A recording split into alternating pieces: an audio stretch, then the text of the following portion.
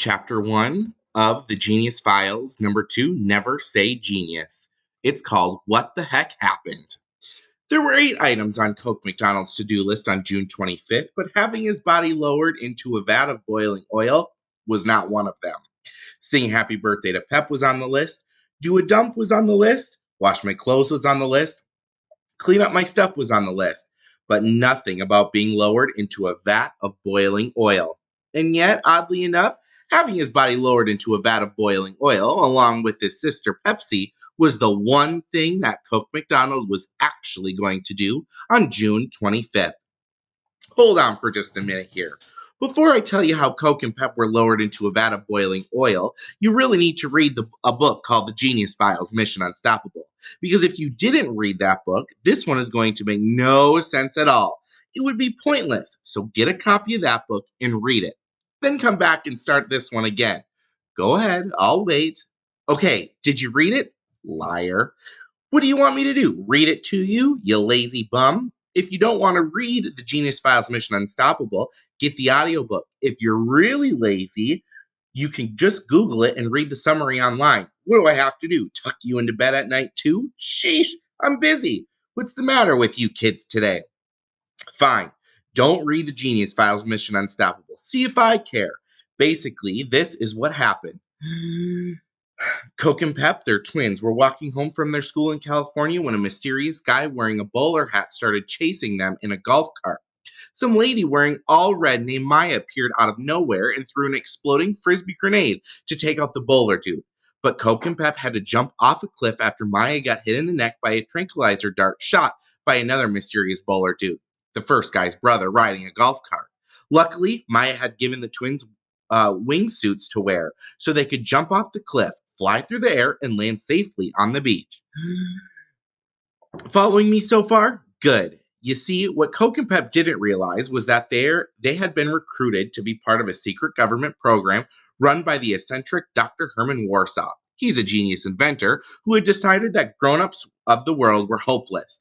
The only way to solve our problems would be to use the skills of the smartest kids in America. He called his program, wait for it, the Genius Files. As a reward for being a part of this dangerous program, the kids were promised $1 million when they turned 21. Unfortunately, it didn't look like Coke and Pep would ever reach that birthday because someone was trying very hard to kill them. The next day at school, they were locked in the detention room and almost burned alive when the school was set on fire. The fire was set by their germ-phobic health teacher, Mrs. Higgins, who turned out to be an evil psychopath. Fortunately, the twins were rescued by the obese, deaf/mute janitor Bones, who turned out to be skinny and quite talkative after he removed his fat suit. Bones was part of the Genius Files team, as was Maya. To track the McDonald twins' every move, he used a staple gun to implant tiny GPS devices designed by Dr. Warsaw in their skulls. Whew, still with me? Great. The next day, the twins started on a cross-country summer RV trip with their clueless parents who must never learn about the Genius Files program.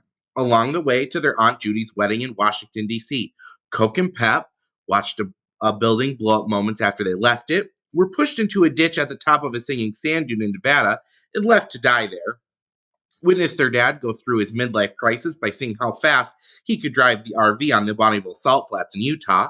Visited lots of oddball tourist destinations, a museum devoted to Pez dispensers, the National Yo-Yo Museum, the largest ball of twine in the world, and the second largest ball of twine in the world, because their mom runs a popular website called Amazing But True. Were thrown into a giant vat of spam in Minnesota, dropped 5 days worth of human waste on the head of Mrs. Higgins, their germ-phobic psychopath health teacher, remember?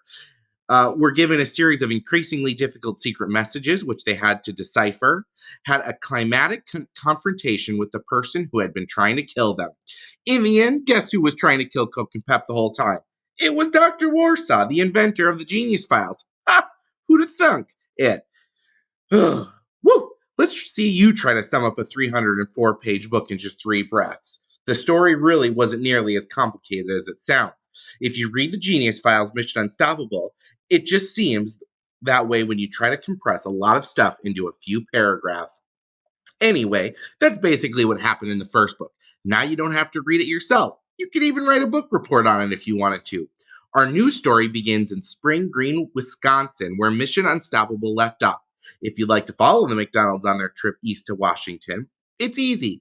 Get on the internet and go to Google Maps, MapQuest, Rad McNally, or whatever navigation website you like best. Go ahead, I'll wait.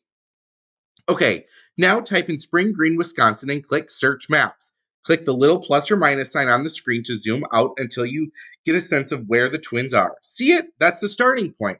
Now that we've gotten all the preliminary nonsense out of the way, let's get to the cool part, the part where Coke and Pep get lowered into a vat of burning oil.